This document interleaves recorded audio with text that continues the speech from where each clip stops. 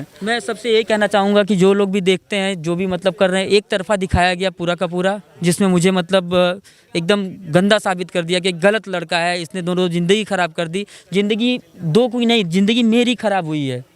आज मुझे, जब मैंने शादी किया था, सिर्फ 4 महीना हम साथ में रहे। 4 महीने के बाद अगर पैसे खर्च करके सब कुछ करके बंदा शादी करता है, अपना घर परिवार देखना चाहता है और उसके बाद कोर्ट कचहरी के चक्कर में फंस जाता है, पहला तो पूरी दुनिया का ताना कि ये लोग का तो तलाक चल रहा है, ऐसा चल रहा है, ऐसा हो गया, वैसा हो गया, लोग ताने मारती है वो अलग। अपना जो पर्सनल लाइफ, मेरा जो जीवन चक्र चल रहा है, मैं वो देख रहा हूँ। भाई बहन पढ़ रहे हैं, माँ बाप हैं, मम्मी की भी तबीयत ख़राब रहती है, बहन छोटी है। अब मैं उन सबको देखते देखते ये सब हैंडल कर रहा हूँ। आज 3 साल से कोर्ट कचहरी केस के चक्कर भी काट रहा हूँ। उसका एक बात कहना सत्य है कि वो बोलती है, मेरी बहन वकील है, मेरा 1 रुपया नहीं जाएगा, तेरी ज़िंदगी बर्बाद कर दूँगी। वो सच में ज़िंदगी बर्बाद करना चाहती है और कुछ नहीं। उसी लड़की से आप प्यार करते थे? क्या बताऊं सर, प्यार करता था तभी शादी किया था ना। मुझे नहीं पता था मेरे साथ ऐसा करेगी। ये जो आजकल जो ट्रेंड चल रहा है ना सर, एलुमनी ले लो, धंधा बन गया है पूरा का पूरा, एक बहुत बड़ा बिजनेस हो गया है कि मतलब किसी भी लड़के से शादी करो, फिर उसको दबाव में डालो, उससे अपने मर्जी का करवाओ, नहीं करता है तो उसके ऊपर मेंटेनेंस ठोक दो, 10 लाख 20 लाख 10 लाख 20 लाख ऐसे मांग लेते, जैसे लग रहा है ऐसे घर पे पड़े पड़े हैं, मैं दे दूंगा। उससे इतना प्यार था कि उसका नाम तक? मैंने उसका नाम अपने हाथ पे लिखवाया था, इतना प्यार था। लव मैरिज था मेरा।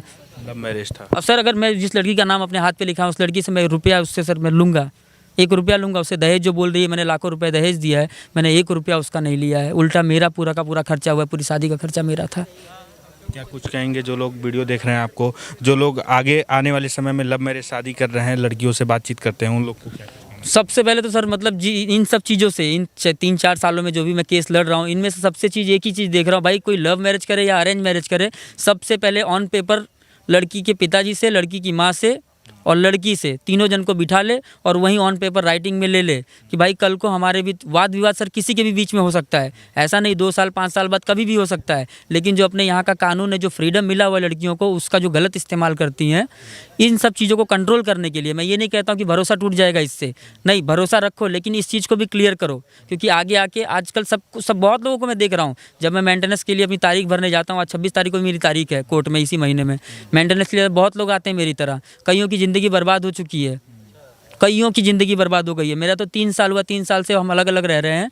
तो भाई सबसे पहले यही करो, ऑन पेपर राइटिंग में लिखवा लो कि अगर हमारा कल को चल के वाद विवाद होता है या तुम्हारे यहाँ से जो भी राजी खुशी से पैसे आए हैं, वो सारा का पैसा है, मतलब तुमने जो लाया, तुमने अपनी मर्ज़ी से लाया, हमने कोई दहेज नहीं लिया है। अपनी सेफ्टी पहले देखो।